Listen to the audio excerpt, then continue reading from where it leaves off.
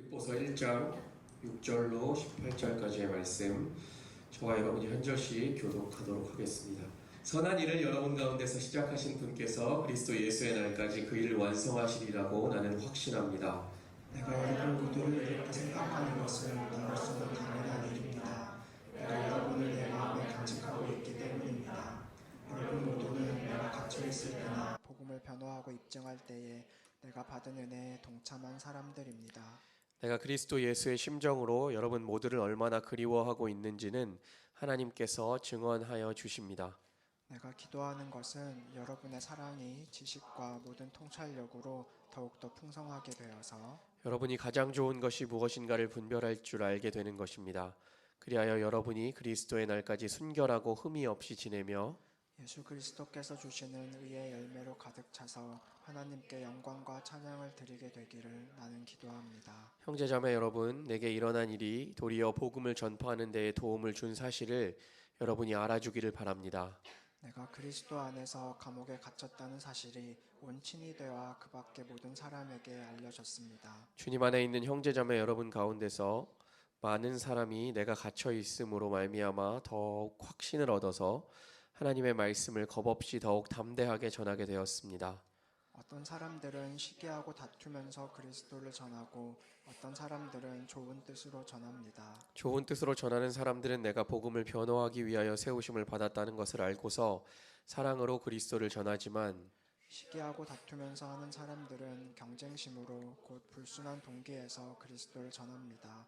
그들은 나의 감옥 생활에 괴로움을 더하게 하려는 생각을 품고 있습니다. 그렇지만 어떻습니까? 함께 읽읍시다. 거짓된 마음으로 하든지 참된 마음으로 하든지 어떤 식으로 하든지 결국 그리스도가 전해지는 것입니다. 나는 그것을 기뻐합니다. 앞으로도 또한 기뻐할 것입니다. 아멘. 하나님의 말씀입니다. 오늘 성탄을 기다리는 주일입니다. 성탄은 아마 이 땅에서 우리에게 주어진 소식 중에 가장 좋은 소식이라고 생각됩니다. 예수 그리스도의 이 땅에 오심은 아마 인류 역사에서 가장 기쁜 소식일 겁니다. 그런데 제 자신을 생각해보고 우리를 생각해보니까 여러분, 성탄절이 온다라는 것이 여러분 마음속에 너무나 기쁘십니까? 한번 생각해보세요. 저희 애들은요, 성탄절을 50일 전부터 카운트다운 하더라고요. 뭐 성탄절이 45일 남았다 뭐 이렇게 얘기하고 정말 성탄절을 기뻐서 기다리고 있어요. 지금도 계속해서 바라는 게 바뀌는데 제가 계속 얘기해요. 지금 스웨덴에서 예수님이 산타한테 택배를 줬다. 스웨덴에서 오기 때문에 2주 전에 바꾸는 거는 전에 빌었던 게 온다. 지금도 아이들은 어떠한 의미에서건 성탄을 기다리고 그것이 정말 기쁜 날이라고 믿는다라는 것이죠. 그런데 우리에게는 어떻게 보면 성탄절이 오는 것이 또 하나의 행사고 부담으로 다가올 수 있는 것이 우리가 처한 성탄에 대한 인식의 한계인 것 같습니다. 우리 모두가 이 연말 연시를 보낼 때에 그냥 마냥 기뻐할 수밖에 없는 그런 현실을 살아가고 있습니다. 우리가 항상 전도를 할 때나 복음을 전할 때 예수 믿으면 또 교회에 다니면 행복해집니다. 기쁨이 넘칩니다. 이런 멘트를 많이 쓰잖아요. 항상 뭐 예수를 만나면 행복해집니다. 기뻐합니다. 이런 멘트를 너무나 문구를 많이 사용하지만 실상 예수를 만난 사람들, 교회 안에서 살아가고 있는 우리 성도들에게는 그 예수 믿으면 기쁘고 행복하다라는 현실이 굉장히 괴리가 있는 상황일 때가 많다라는 거예요. 예수 믿어도 성도들 중에도 여전히 경제적으로 어려운 사람들 많이 있고요. 예수 믿어도 질병에 걸리고 불의의 사고를 겪는 사람들도 많이 있습니다. 예수를 믿었다는 사실 하나로 우리가 세상 사람들이 겪는 여러 고난과 환난으로부터 따로 분리되지 않죠. 우리도 여전히 똑같은 삶의 현실과 어려움을 살아갑니다. 오히려 더 많은 고난과 환난이 우리에게 있죠. 지난 시간에 빌립보서를 시작하면서 말씀드렸던 것처럼 이 빌립보서라는 편지를 기록하고 있는 바울은 지금 지하 감옥 중에서도 로마의 감옥이 유명한 감옥인데 이 중에서도 1단계 감옥, 2단계 감옥, 3단계 감옥이 있어요. 근데 바울은 제일 밑에 감옥에 숨겨져 있는, 얼마나 습기가 심하겠어요? 그 말도 안 되는 상황에서 기쁨의 서신인 빌립보서를 쓰고 있는 거예요. 편지의 주제 자체, 편지가 전달하고자 하고 있는 핵심 내용과 상황 자체가 완전히 모순이에요.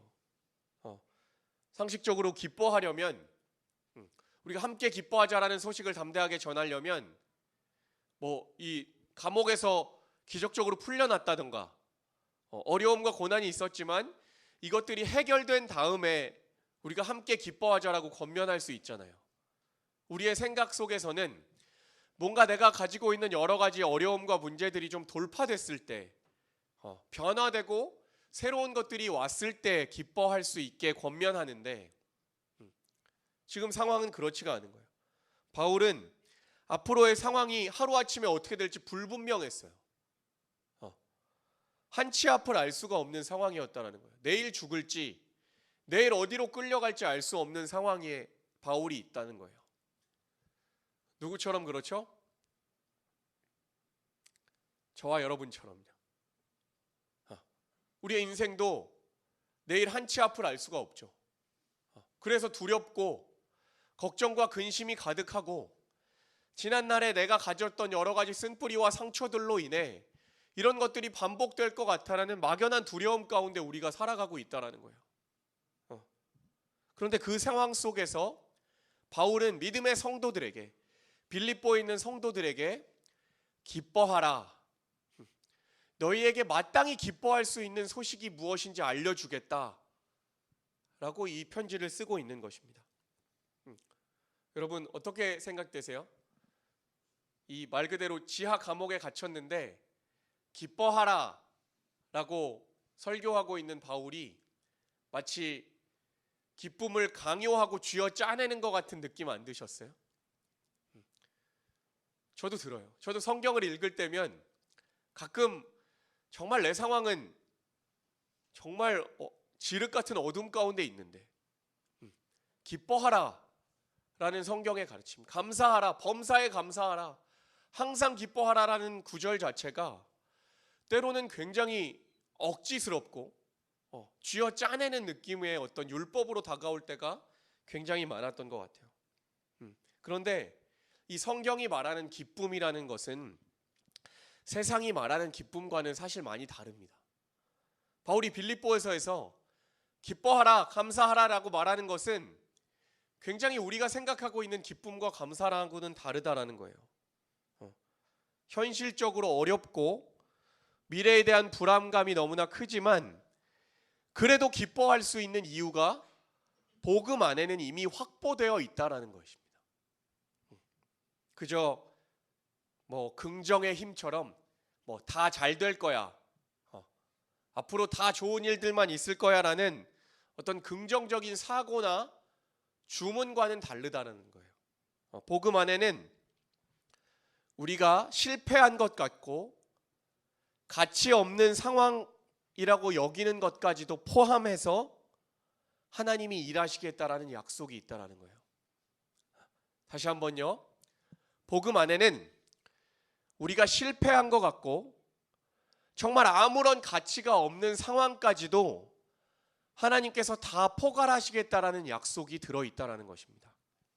우리 12절부터 14절 말씀을 좀 큰 소리로 같이 읽어봅시다. 시작. 형제 자매 여러분,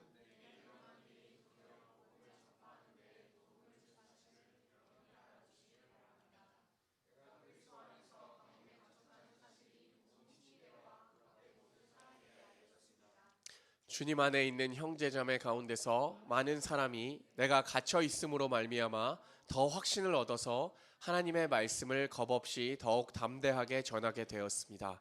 아멘. 여러분 보십시오. 지금 상황이 내게 일어난 일, 바울이 복음을 전하다가 억울한 누명을 쓰고 감옥에 갇힌 것으로 인해서 다른 사람들이 그 소식을 들은 더 많은 다른 사람들이 하나님의 말씀을 겁없이 더욱 담대하게 전하게 되었다라고 얘기합니다. 여러분, 상황을 정리하셔야 합니다. 바울이 여러분과 함께 신앙생활하던 자가 복음을 전하다가 억울한 누명을 쓰고 감옥에 갇혔어요. 그러면 이들 안에 우리의 상식적인 결과들로는 뭐가 일어나야 돼요? 두려움이 일어나야죠. 생각해 봅시다. 우리가 뭔가 가치 있는 일을 하는데 그것을 세상에서 잘못된 것이라고 여기고 깜빵에 가둬서 고문을 해요. 그러면 남은 사람들이 어떻게 돼요? 고난받을 것이 두려워서 도망가거나 조직이 해체돼야 되죠. 그런데 바울이 감옥에 갇힌 것으로 인해 오히려 많은 사람들, 주님 안에 있는 형제자매 가운데 많은 사람이 갇혀 있음으로 말미암아 더 확신을 얻어서 하나님의 말씀을 담대하게 전했다라는 거예요. 여러분, 이게 무슨 상황이죠? 오늘 이 14절 말씀을 우리가 풀어내야 되고 우리가 하나님의 말씀으로 받아야 한다라는 거예요. 여러분, 우리가 신앙생활을 하면서 겪는 현실적인 어려움 중에 하나가 우리 열심히 있는 성도들 중에 대부분이 이런 생각들을 해요. 내 인생에 어떤 어려움을 겪을 때, 내 인생에 원하지 않는 어떤 사고들과 큰 풍파들을 겪을 때 이걸 어떻게 생각하냐 하면, 내가 예수님 잘 안 믿고 교회 잘 안 섬겨서 이런 일이 생겼다. 그렇게 생각해요. 우리 신앙생활 하다가도 얼마든지 여러분의 삶의 계획대로 잘 안 풀릴 수도 있고 뜻하지 않은 어려움이 여러분의 가정과 일터 가운데 있을 수 있어요. 그러면 우리 예수 믿는 사람들이 어떻게 공식을 가지고 가냐 하면, 내가 교회에서 순종하지 않아서, 내가 목사님이 뭐 부탁했는데 안 해서, 내가 뭐 11조 잘 안 해서, 자꾸 그런 식으로 나의 부족함을 이 결과에 대한 어떤 하나님이 징벌하신 것으로 가져간다라는 거예요. 안 그런 것 같지만 우리가 굉장히 그 의식 구조 속에 갇혀 있습니다.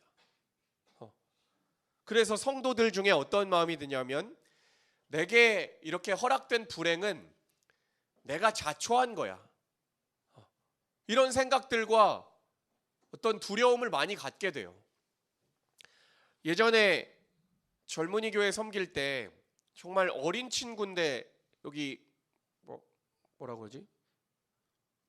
하여튼 요 목에 있는 암에 그게 갑상선암 을 수술하게 돼서 이제 목사님과 함께 제 또래 담당이어서 그 병원에 수술하기 전에 이제 기도해주고 예배드리러 간 적이 있어요. 그러면 목사님들이 찾아가면 뭐 어려움도 얘기할 수 있고 두렵습니다 이렇게 얘기할 수 있죠. 수술이 잘 될 수 있도록 기도해 주세요. 근데 전 너무 두려웠고 가족들이 걱정이 많아요. 뭐 이렇게 얘기하면 되잖아. 근데 제가 놀랐던 게, 가자마자 저희에게 무슨 얘기를 하냐 하면, 무슨 암행어사 출두한 것처럼 제가 못된 짓을 많이 해서 걸린 것 같아요. 제가 너무 하나님 말씀 안 듣고 순종하지 못해서 하나님이 저를 치시는 것 같아요. 근데 여러분, 그런 얘기를 입술로 해버리면 뭐 어떻게 뭐 해줄 수가 없어요.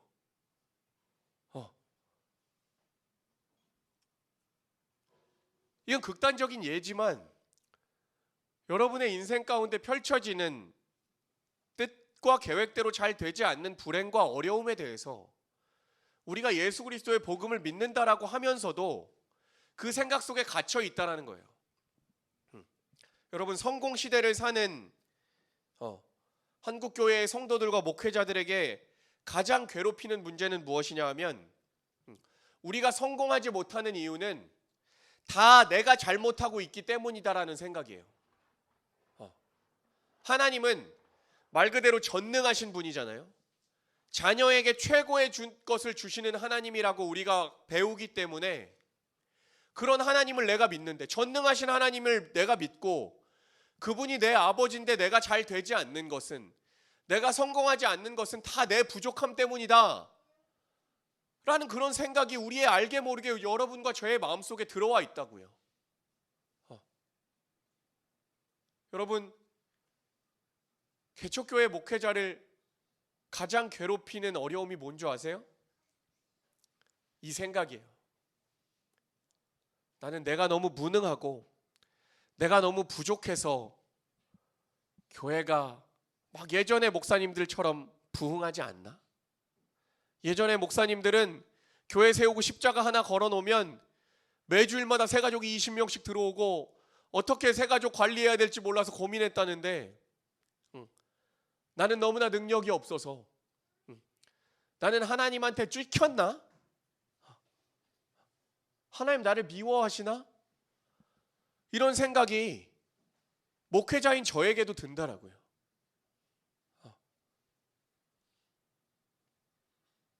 그런데 여러분, 성경에 하나님의 뜻대로 행하면 너희에게 눈에 보이는 보상이 주어질 것이라는 약속은 없다라는 거예요. 성경에서 복받고 잘 된다는 신앙적인 이해는 정확히 십자가로만 근거한 이해입니다.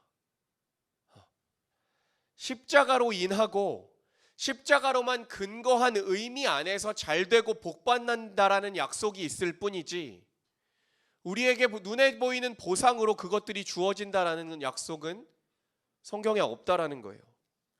여러분, 14절에 이렇게 나와요. 주님 안에 있는 형제 자매 가운데서 많은 사람이 라고 기록해요. 이 많은 사람이 어떤 사람이었을까요? 이런 사람이었을 것 같아요. 내가 정당하다면, 내가 하나님 앞에 정당하다라면 내가 예수 믿지 않을 때의 삶과 예수 믿은 후의 삶이 완전히 달라야 했을 텐데, 왜 나는 크게 다르지 않나? 나는 왜 이렇게 크게 삶이 변화되지 않나? 라고 궁금증을 풀고 있던 사람들이었을 것 같아요. 내가 무엇을 틀렸기에 내 인생은 이렇게 어려울까라고 생각했던 사람들이었을 것 같아요. 저와 여러분처럼요. 이 많은 사람 중에 우리가 포함된다라고요.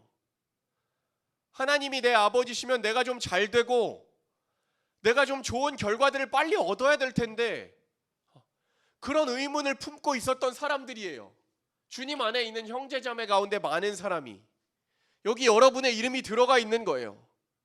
오늘 어려운 현실을 진심과 전심이 있음에도 불구하고 여전히 어려운 현실을 살아가고 있는 저와 여러분이 이 가운데 들어간다라고요.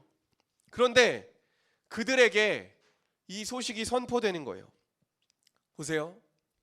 누가 봐도 진짜 하나님의 종인 바울이 하나님의 일을 하다가 역경에 처하고 고난을 받고 억울한 일을 당할 수 있다는 사실을 그들이 보게 된 거예요. 지금 따라오고 계시죠? 그런 의문 가운데 있던 사람이, 누가 봐도 저 사람은 완전하잖아, 누가 봐도 저 사람은 복음대로 살고 있고 정말 십자가를 지고 가고 있는 사람이잖아, 최고의 사도 아니야. 근데 사도 바울이 그럼에도 불구하고 감옥에 갇히니까 이들에게 새로운 이해가, 눈이 열리는 거예요. 어떤 이해냐 하면, 하나님께 순종한다고, 말씀대로 살아간다라고 해서 세상적인 보상으로 역사하는 것이 복음이 아니구나라는 것에 대한 눈이 뜨인 거예요. 바울은 잘 돼야 되잖아. 바울이 만약에, 바울 같은 사람은 탄탄대로를 걸어갔어. 그러면 이들 안에, 나는 바울 같지 않아서, 바울처럼 교회에 순종하고 바울처럼 하나님의 말씀을 선택하지 않아서 못했다라는 자기 자괴감만 자꾸 쌓여갈 거라고요. 그런데 최고의 사도인 바울이 잘못한 것도 아니고 복음을 전하다가 감옥에 갇혔어요. 그러니까 이들 안에 신앙이 업그레이드 되는 거예요. 하나님의 약속은, 하나님의 계획은 우리의 눈에 보이는 보상으로서의 결과로 일어나는 것이 아니구나. 조금 더 큰 영역으로 들어가는 거예요. 그 돌파가 일어나는 거예요. 여러분, 오늘 우리가 24절의 돌파를 이뤄내야 합니다. 바울이 만약에 감옥에 갇힌 것 같으면 아까 얘기한 대로 우리가 더 두렵고 그 조직이 와해돼야 할 것 같지만, 믿음의 눈을 가진 사람들이 바울이 갇혔음으로 말미암아 이 복음이 우리의 생각보다 더 크다라는 확신 가운데 들어가는 거예요. 예수 그리스도의 복음이 정말 크구나라는 확신 가운데 들어가니까, 그리고 그 눈이 새롭게 열리니까 담대해지는 것입니다.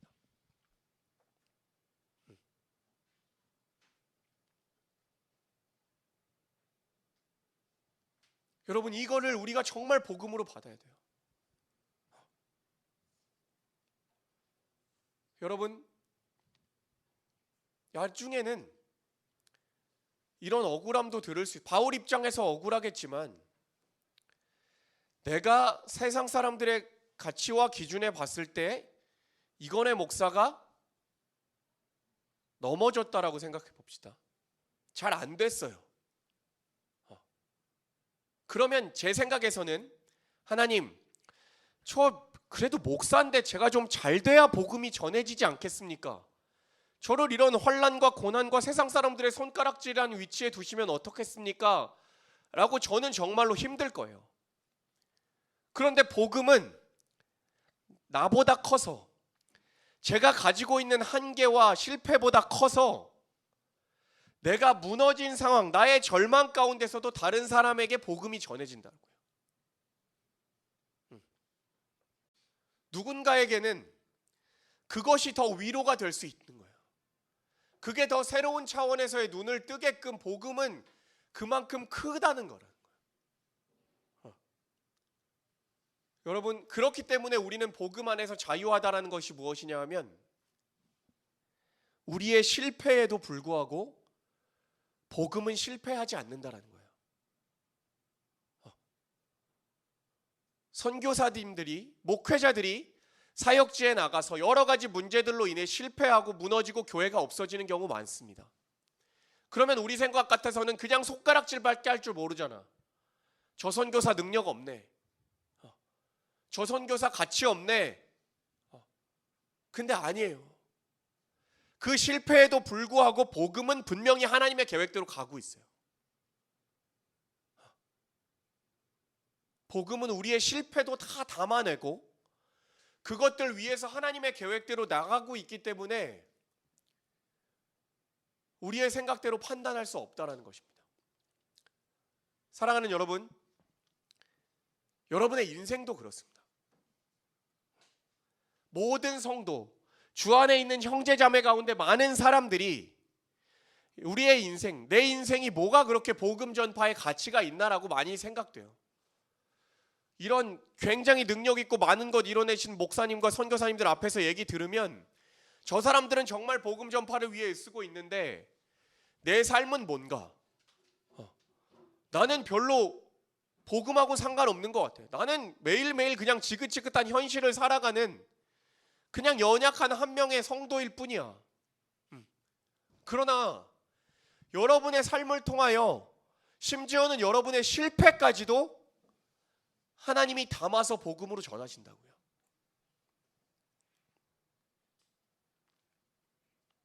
여러분, 멋있지 않아요? 복음이 크지 않아요? 우리가 맡은 예수 그리스도의 영광스러운 복음이 알면 알아갈수록 정말 영광스러운 거예요. 그 안에는 정말 모든 사람들을 향한 좋은 소식이 들어있는 거예요. 세상이 만들어낸 어떤 소식은 누군가에게는 좋은 소식일 수 있어요. 99%에게는 좋은 소식일 수 있지만 1%에겐 좋은 소식이 아닐 거야. 우리의 생각과 기준으로 어떠한 것들을 만들어낸다고 할지라도. 그러나 복음 안에는 모든 사람들에게 필요하고 모든 사람을 품을 수 있는 능력이 있다라는 거예요. 오늘 바울이 실패했음에도 불구하고 가장 절망 가운데 들어갔음에도 불구하고 이 복음이 역으로 다른 성도들을 더 담대하게 하는 거예요. 다른 성도들이 가지고 있던 세상의 가치에 기복신앙을 확 넘어서는 눈을 뜨게 해주는 거라고요. 여러분, 율법주의는요, 내가 잘한 것이 반드시 보상받는다라고 믿는 법칙이에요.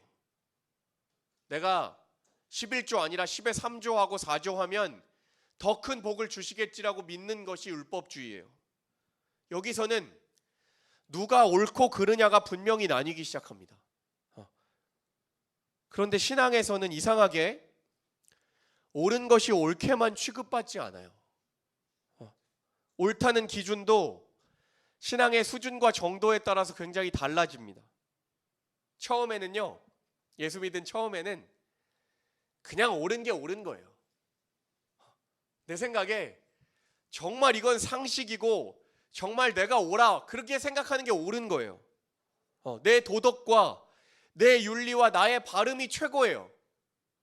난 이거 지키는 게 최고예요. 넌 못 지켰어, 난 지켰어, 이게 돼요. 그런데 한 단계 올라가면 노력으로 이뤄낸 결과가 옳다라고 해도 그것을 옳다고 보지 않게 됩니다.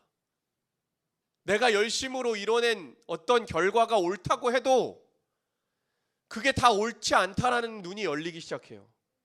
그로 인해서 다른 사람이 살았는가 죽었는가를 보게 돼요. 내가 옳게 행했어. 그래서 결과가 옳게 나왔어.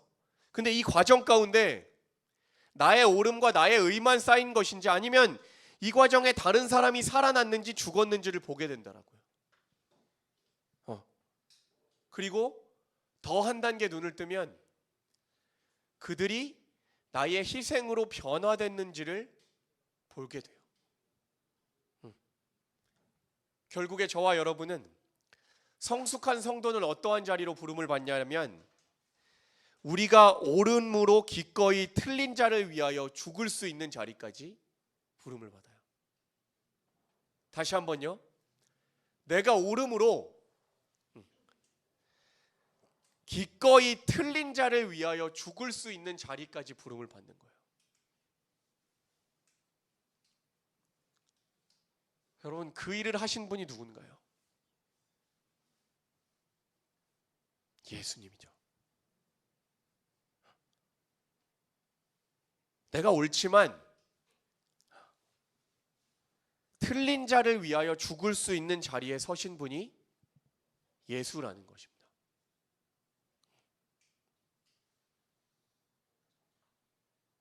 결국에 틀린 자가 옳다고 우길 때 그래 내가 맞다 라는 경지에 이를 수 있는 것이 복음 안에서 옳은 거예요. 여러분, 예수님의 죽으심을 한번 생각해 봅시다. 로마 법정에 서서 내가 유대인의 왕이냐? 라고 세상이 묻습니다. 그렇다라고 답하십니다. 그래서 그 로마의 세상의 손에 예수님이 죽으십니다. 그러면 결과가 뭘로 판명난 거죠? 예수님은 사형당했으니까 세상의 결과로 봤을 때는 예수님이 틀린 게 된 거죠. 세상이 옳은 거잖아요. 예수님은 죽었으니까, 바울은 갇혔으니까 세상이 옳은 것으로 판명난 거잖아요.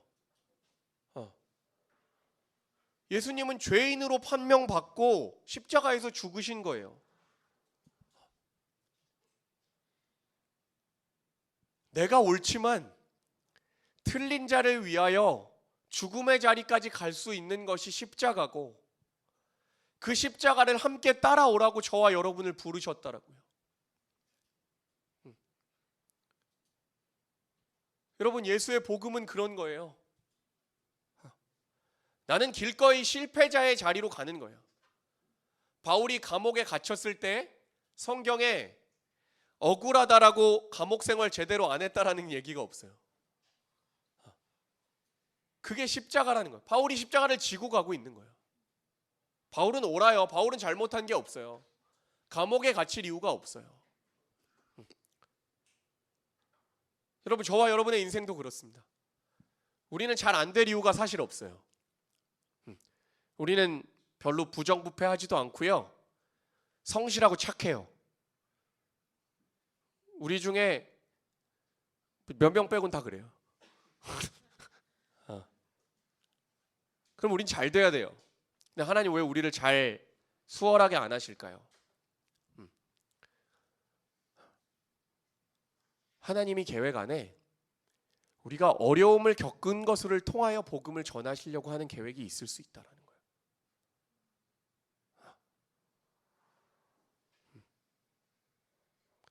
그걸 우리가 믿음으로 받아야 돼요. 여러분의 인생이 절대 무가치하지 않습니다. 여러분이 지금도 살아가고 있는 절망과 한숨과 눈물의 순간이 복음 안에 있으면 절대 무가치하지 않습니다. 내가 겪는 어려움이, 내가 겪는 환난이 하나님의 손에 붙잡히면 누군가를 더욱더 담대하게 복음의 눈을 열어가는 길로 사용하실 수 있다는 거예요. 이건희 목사가 저 평생 개척교회 하면서 어렵게 살아갈 수 있어요. 저도 두려워요. 걱정도 많이 돼요. 그러나 이런 말씀을 다시 한번 붙잡는 거예요. 내가 사람들 보기에, 세상이 평가하기에 부족할 수 있고 실패했다라고 인정될 수 있지만 내 실패에도 불구하고 하나님은 일하시겠구나. 나의 보잘것없음, 나의 연약함, 나의 성실하지 못하고 능력 없음도 하나님의 손에 붙잡히면 누군가에게는 복음이 되겠구나. 그래서 오늘을 살아야겠구나. 그것이 절망의 상황 가운데 있는 바울이 지하 3층 감옥에서 너희가 마땅히 기뻐할 수 있다. 왜냐하면 우리의 실패를 통하여서도 하나님은 일하시니까. 빌립보 교회 너희가 겪고 있는 분열과 갈등과 이단의 어려움들, 그로 인해서 기뻐함을 빼앗기지 마라. 우리는 기뻐할 수 있다. 6절 말씀을 읽고 마치겠습니다. 선한 일을 여러분 가운데서 시작하신 분께서 그리스도 예수의 날까지 그 일을 완성하시리라고 나는 확신합니다. 아멘. 선한 일, 예수 그리스도의 십자가입니다. 그 일을 시작하신 분께서 그리스도 예수의 날에 그것을 완성하시리라고 우리는 믿는 것입니다. 기도하겠습니다. 하나님 감사합니다. 오늘 빌립보서 1장의 말씀을 통하여 우리의 인생을 위로하고 새롭게 일으키심으로 말미암아 감사합니다. 하나님, 우리는 상황이 열리지 않을 때마다, 문제와 어려움이 우리 가운데 닥칠 때마다 내 자신만을 탓하고 또 하나님을 원망하는 어리석은 믿음 가운데 있는 자들임을 오늘 주님 앞에 고백합니다. 그러나 우리에게 복음이 복음인 것은 내가 잘나지 않아도, 내가 뛰어나지 않아도, 또 내가 열심히 수고하다 넘어질지라도 그 실패를 통하여 복음은 더욱더 크게 역사한다라는 사실을 우리가 오늘 배웁니다. 하나님, 사랑하는 둘로스 교회 성도들이